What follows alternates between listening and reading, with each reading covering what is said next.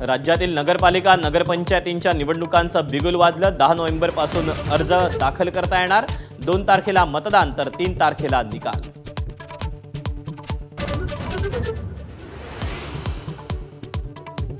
निवडणूक आयोगाची पत्रकार परिषद पाहून तळपायाची आग मस्तकात गेली। राज ठाकरेंचा घणाघात।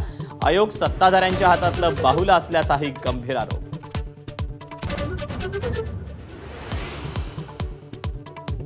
मोठ्या वादविवादानंतर अखेर मविया नेत्यांकडून नवी दिल्लीत केंद्रीय निवडणूक आयुक्तांची भेट।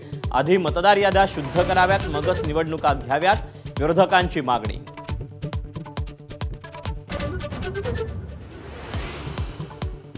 फलटणच्या महिला डॉक्टर आत्महत्येनंतर रामराजेंविरुद्ध रणजितसिंग निंबाळकर वाद विकोपाला।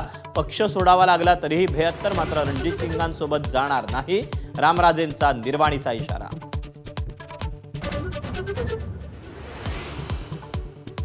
राज्यातील प्रोजेक्टच्या डेडलाईनवरून मुख्यमंत्री आक्रमक। अधिकारी कंत्राटदारांची खरडपट्टी।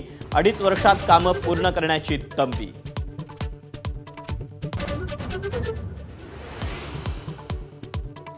पार्थ पवारांपाठोपाठ अजित पवारांचे धाकटे पुत्र जय पवारही निवडणुकीच्या रिंगणात उतरण्याची चर्चा। बारामतीच्या नगराध्यक्षपदासाठी जय पवार नशीब आजमावणार असल्याची शक्यता।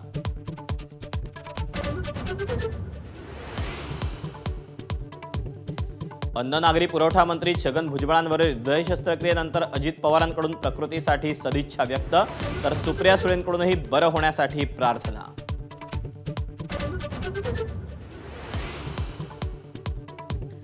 जुन्नरसह अहिल्यानगरमधील बिबट्यांचं स्थलांतर करण्याच्या हालचाली। अन्य राज्य आणि वनतारामध्ये बिबट्यांचं स्थलांतर करणार, तर बिबट्यांच्या नसबंदीचेही प्रयत्न, मुख्यमंत्र्यांची माहिती।